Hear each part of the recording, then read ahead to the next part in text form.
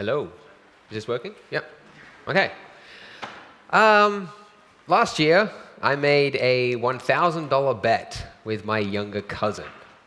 Normally, when siblings make bets, it's over something fun like, doing a backflip on a motorcycle or something crazy like that. But mine was purely artistic. So the bet was I had to get 1,000 likes on ArtStation within 6 months for something that I'm terrible at, which is 2D painting and drawing. And to make things more interesting, if I actually succeeded, I would actually get nothing. So the deal was if I failed, I would give him $1,000, and if I succeeded, I'd get nothing. So why would I do that, right? Why put myself through that?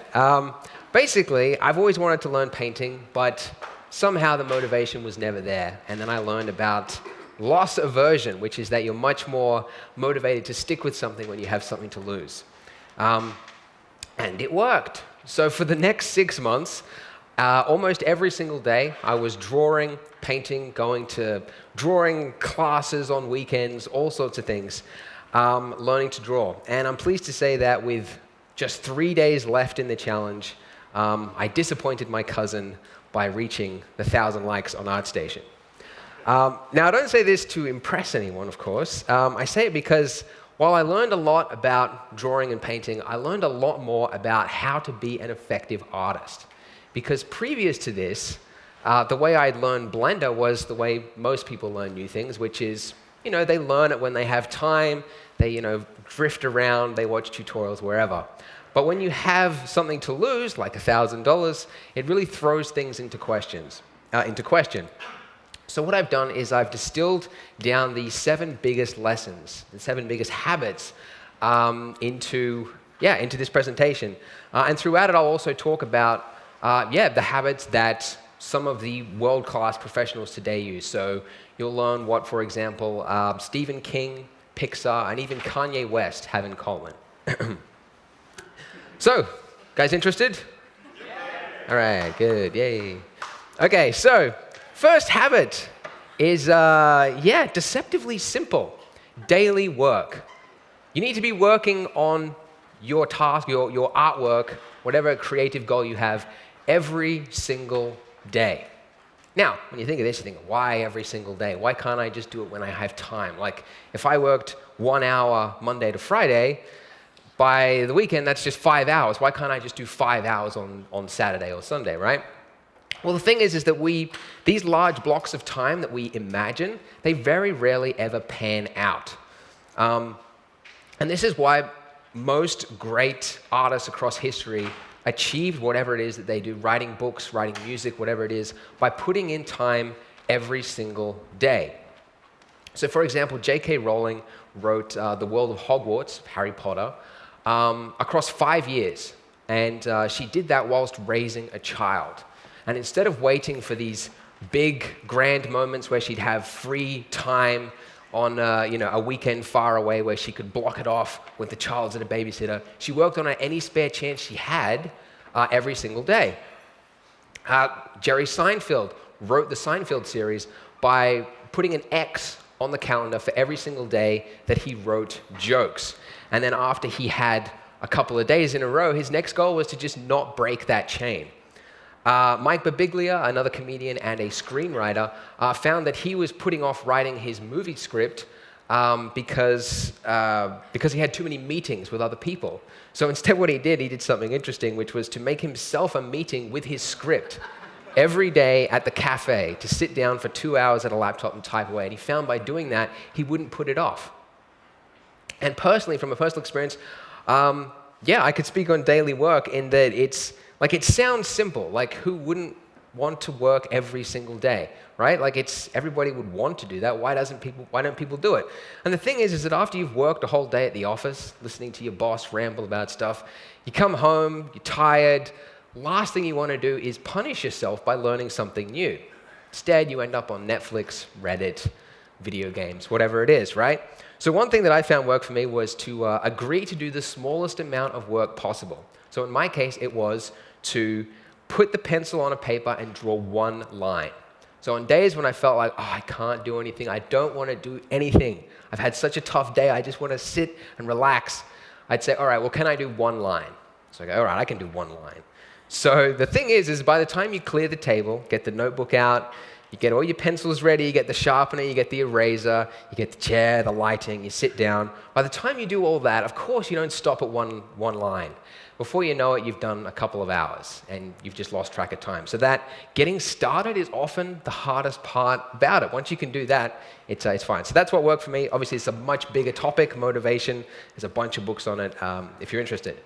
Daily work, it always trumps short sprints. The word trump looks funny now, doesn't it? It's like, it's changed its meaning. Number 2, volume, not perfection. Right, now, honestly speaking, who here would consider themselves a bit of a perfectionist when it comes to their artwork? Show of hands. Most people, right? Most artists have this affliction, and a lot of artists would actually consider it one of their strengths, to be a perfectionist.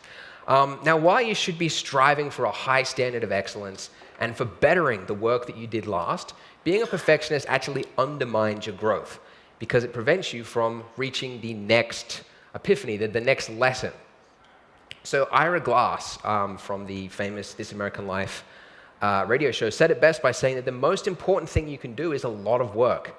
It's only by going through a volume of work that you're going to close the gap. Or to give a more well-known example, think of Picasso, okay?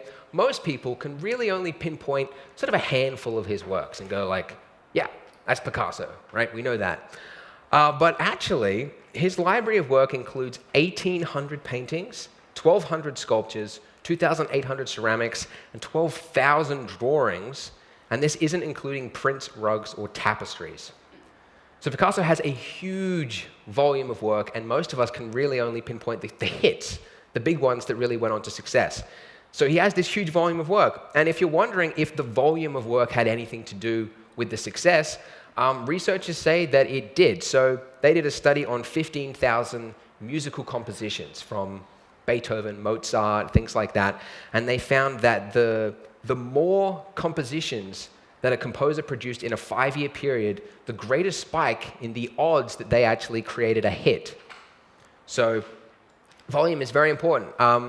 So speaking from a personal standpoint, I found that when I was creating these 2D works, that the perfectionism stage, that last little bit where you've done most of the work, but tweaking it, zooming in really closely, and getting the fine details and the shadows and the lighting and all that kind of stuff, it eats up a lot of time. And the interesting thing is that you don't actually learn a lot in that last bit. The majority of the learning comes in the stuff before it, where you're putting down the big shapes, getting the anatomy of the face, all that stuff, right? That's the stuff that takes that you learn the most from. The stuff at the end, that's easy. It's putting reference next to the thing, zooming in closely, and just painting over it. And that's the stuff that eats up a lot of time.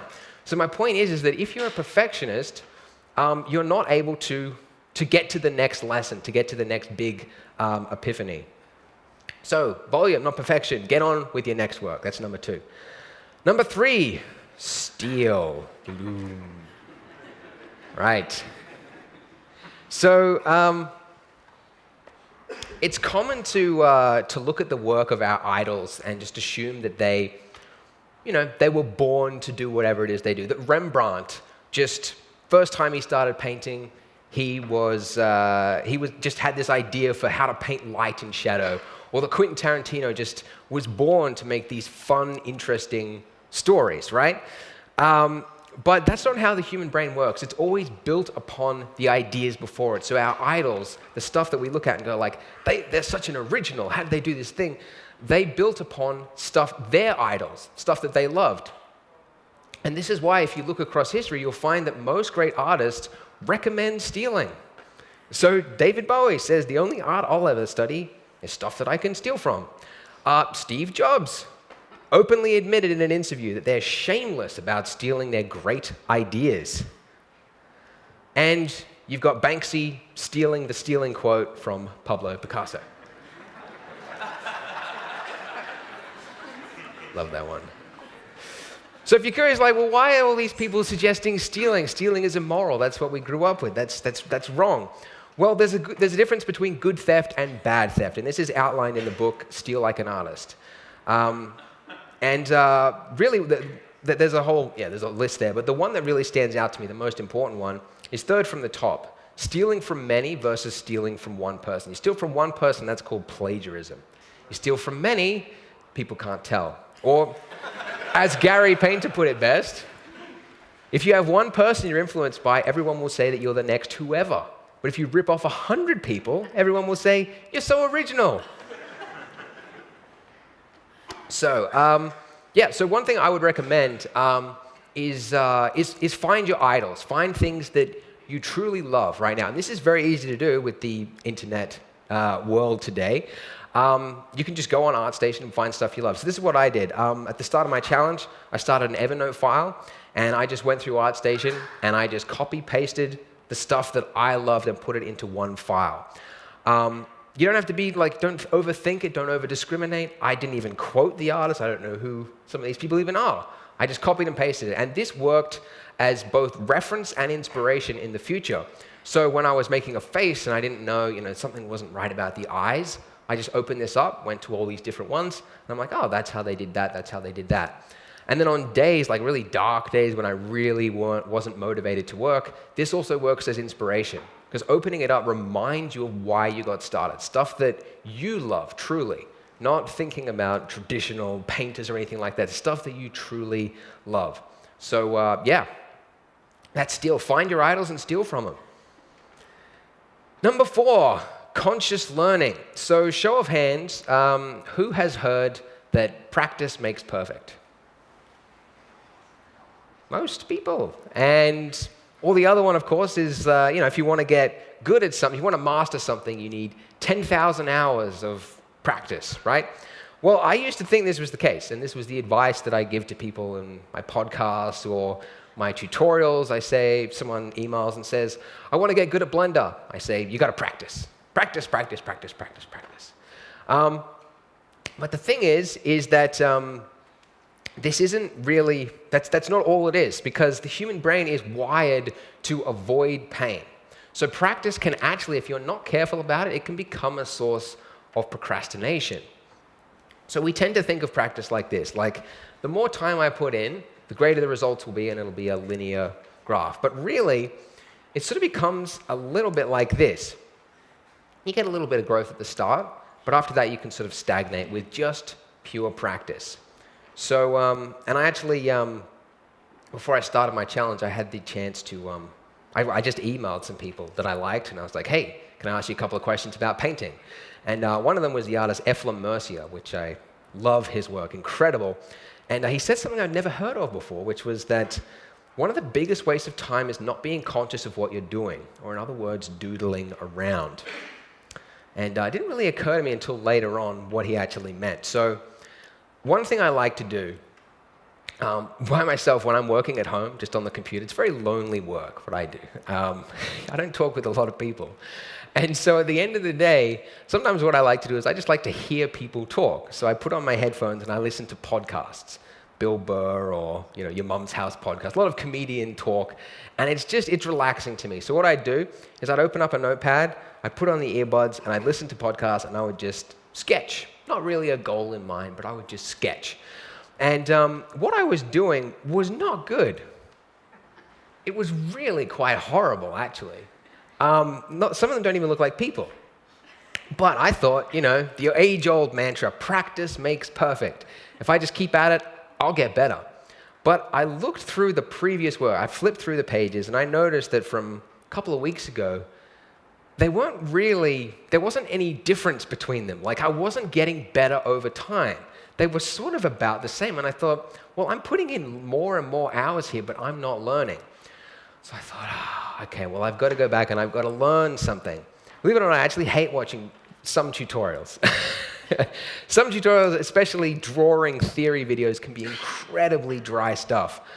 My wife took this photo of me when I was watching a facial anatomy course. One of the most boring courses I ever sat through. But I did this, and I hated it. Like, end of the day, I don't want to challenge myself. And I'm sure you can relate to it after you've done a hard day. If you're going to sit down with Blender, sometimes you just want to do what you know, right? And I hated doing this stuff. But in this process, I discovered that I completely misremembered several facial measurements. So I was drawing faces that were totally wrong, and they never would have gotten better unless I'd learned this.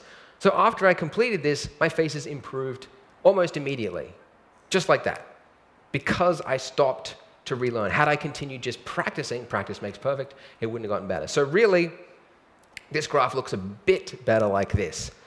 When you include conscious learning in it, you go up a step. Your areas really improve at greater amounts than if you were just doing practice alone. So practice is important, don't get me wrong, but practice alone makes perfect, I don't agree with. That's conscious learning. It's not always fun, but it's the fastest way to grow. Rest. So who here's had an experience where maybe you're working on a scene in Blender and then you're just stuck. You hit a brick wall, you don't really know what's going on, and you're just stressed out. Who's had that experience before? You're just like, yeah, lots. Okay, that's good to see. Not alone there. I have this a lot, and you've probably had this experience as well, that maybe you walk away and you start doing the dishes, and then suddenly you come up with the solution. It's weird. Maybe you're in the shower, you use something, and you just go like, yeah, I could put the lighting on the other side, I could change the color of the shirt, that would match the thing. And you just think of this thing when you're removed from the work. So this is actually a strategy that most professional artists use. So for example, Stephen King, he reckons, what would he know? No. Stephen King, he says that any novel, regardless of its size, shouldn't take longer than 3 months to complete the first draft. But then after the 3 months, you should stop work and not look at it for 6 weeks. 6 weeks, do something else, go on a holiday, or start another book, do something else. Then after that, when you come back to it, it's like you're reading somebody else's work. You see it from a completely different perspective, one that you would never have gotten had you just sat there and just continued to type away. I was supposed to skip that. Anyways. From a personal experience, I found I drew this Rey from Star Wars over a couple of nights, and I didn't really know where to go with it. And I was like, black and white, sort of traditional, got a black background, whatever. I didn't really know where to go from there. So I took a 3-day break. I went and I started some other drawings and did some other stuff. And then after 3 days, I came back to it. And I remember feeling completely detached from it in a good way, in that I could basically work on it like I wasn't I wasn't in it anymore. Like I could experiment with it. So I remember seeing a brush that I'd never seen before in Photoshop, and I just drew over the top of it, and I was like, ooh, that looks kind of interesting. And then within about 15 minutes, I had this interesting effect, this sort of force, kind of weird sort of aura about it. And I never would have gotten there had I continued to work beyond those 2 days. So that break, that rest period, gave me a period where I felt, detached from it. So having this rest period is very important. It's also actually now what we do at Blender Guru as a strategy. So if we've got 3 artworks we want to create for a trailer, like Grass Essentials trailer or something, instead of doing all 3 of them, we complete one to completion, then start the next one, and then the next one to completion, start the next one, we do all 3 of them simultaneously. So we'll work on this one for one day, this one for the next day, and this one for the next day, then loop back. And every time you loop back to it and you repeat the cycle and go through one by one again, you see things that you never would have seen before. And I'm sure you can all relate to this feeling anyway. So that's rest. Take a break, and see your work with fresh eyes. All right, number 6 is feedback. So we sort of imagine when we think of original thinkers, great artists across history, that they were, they were original, so they had to thumb their nose to the critics and the naysayers and people that said, oh, that's not good, you shouldn't do that. And they had to just do because they knew what they were doing was the right thing. But if you actually look at professional artists and you listen to interviews or biographies, you'll find that the exact opposite is true. They seek feedback more than anyone. And that's the one thing I found true, looking across musicians, writers, anything like that, they all seek incredible amounts of feedback. So for example, Pixar, they have a room, I believe it's called the Brain Trust, which is that when you walk in the room, your role is removed and you are free to speak your mind.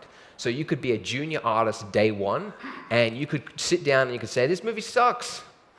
Just like sitting next to you could be the CEO of Disney, and you both have equal say in it, and you're not going to get fired, you're not going to get any repercussions. It's a free process to speak your mind. And this, Ed Catmull, the co-founder of Pixar, says is one of the most crucial parts to their success. Because their early movies suck. And he went on to great lengths to remind people how bad the first versions of their movies are. He said they are not these great masterpieces that they just come out from day one and just make it. It's through a process of iteration and feedback. They changed the movie to be totally different from what it started with. That's the only way that it gets there. And in terms of people seeking feedback, the one person you'd imagine that would be least inclined maybe to seek feedback will be maybe this guy, right? Guy that's sort of sure of where he's going, right? Kanye West. If you look at his most popular, most celebrated album, My Dark, Beautiful, Twisted Fantasy, this album that was like unanimously loved by critics. Some people said it's the best hip-hop album of the last decade, or decades of our generation. Just unanimously loved by all critics. This was the work of several artists. I actually had a look. There was 38 artists and producers that contributed to the album. So he actually rented a studio in Hawaii and then flew in his favorite artists. So people like Jay-Z, Rihanna, Drake, a bunch of people to come and both contribute to the album but also critique it. So Pusha T mentioned in an interview the process for it, which is that he would basically take people in a room and say, what do you think of this? And he was sincerely interested in what they had to say. And when you compare this with Pixar, it sounds a very similar process. No one's going to be persecuted. It's true, honest feedback, and that is that's what can contribute to the success. To give a 3D example, this is a sort of 3D conference. Gnomon School, right? Who knows Gnomon? You guys heard of Gnomon? Yeah, great stuff. They are actually the #1 CG school in the world. I think they have a 97% placement rate, and I think the second school underneath that is like 50%. Like crazy. They're doing some amazing stuff there. And they actually came to Australia, to Melbourne, and they had like a weekend event, and I went there. And yeah, I was talking with Alex Alvarez, who's the founder, and he was saying that although all students there have a high standard of excellence, they, in every classroom, there's about 1 or 2 people that are the rock stars, that will go on to huge amounts of success and have no problem finding work in the future. And so I asked him, I said, well, what separates the rock stars from all the other students? And without missing a beat, he said, they seek criticism and then they actually listen to it. He didn't mention composition, lighting, storytelling, any of that stuff. It was the sole thing that separates the rock stars from the rest of the pack. Very interesting. And from a personal standpoint, I can vouch and say that, yeah, I had this work here, wasn't happy with it. I posted it on Twitter. I got a bit of feedback, but I wasn't really sure, where to go with it. And it was actually at the Gnomon event that there was Dylan Eckert there, who's a character artist from Disney. And I came up to him and I'm like, hey, can I show you some work? Bust my balls, tell me what you think of it.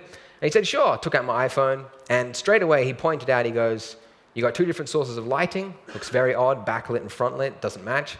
And also you got 2 different styles. You've got a cartoony style face, and then you've got some realistic hair. You have to match them up. Like, interesting. Straight away, I knew exactly what he meant, and it only took like a minute, but that saved me hours of work. So my future works, I worked on this, and it improved a lot. All right, I'd hope to say it improved a bit. So that's get feedback. It's worth its weight in gold. Number 7 is to create what you love. So I personally think that motivation is a hugely overlooked area of art. Like, we tend to imagine that the great artists, you could give them any topic and they could make it great. Like, that's what we sort of imagine. But really, if you look at the work that the great artists and musicians of today are making, it's stuff that they are personally interested in. So Christopher Nolan, that's his name, right? Christopher Nolan? Yeah? Christopher Nolan, I don't know why I had a memory blank. He makes movies about things that he's really interested in, about the state of mind and being trapped in things and like sci-fi sort of elements. He's really interested in this stuff. And he builds these stories and these worlds that have a depth that you often don't find and that are sort of missing from some similar movies, right? Elon Musk. He's not an artist, but somewhat successful. His 3 companies, SpaceX, Tesla, Solar City, he created these companies because he has an interest in humanity and seeing it succeed. So that's just like a personal intrinsic motivation. And it's stuff that he's interested in. I'm sure if he started a company if he started a bakery, I'm sure it would suck. Because like he's not a genius. He's a genius, but he can't like the Midas touch, that mid thing. I think it's stuff that it's themes that particular artist is interested in. To give a more artistic example, Brian Eno, who's a great artist, makes this ambient music. He said he got into it because he was interested in listening to music that he wanted to hear, and that really shows through his music. And from a personal story, I remember when I was doing some drawings, I was posting them up on Twitter and Facebook on these little sketches and things. And pretty soon, after a couple of months, people said, "Oh, so you're only going to draw cute girls?" And I was like, it affected me. I'm like, oh no, I'm going to become one of those guys that just draws cute girls. I'm like, and this was like family members telling me, people online, people on Instagram, they're like, oh, well, you just draw girls, And so I was like, I got to balance it out. I got to start drawing some dudes, right?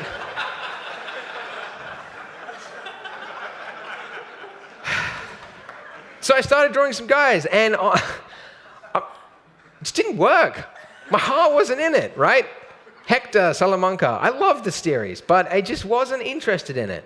And the effort required to make something look good, like you need that intrinsic motivation. So my heart just wasn't in it. And I remember there was, so this was at around the time that Mythbusters was hitting their decade of being on air or something like that. And I don't really watch Mythbusters. I know it's a cool show and science, all that stuff. But I wasn't really interested. But I thought, other people would like it if I probably drew a nice picture of, the 2 guys on it. Didn't really work. And again, my heart wasn't in it. It's a great show, but I just don't watch it, So, after a while of having these failed attempts, I was like eating time. I've got, 6 months to achieve this thing, and I was wasting time.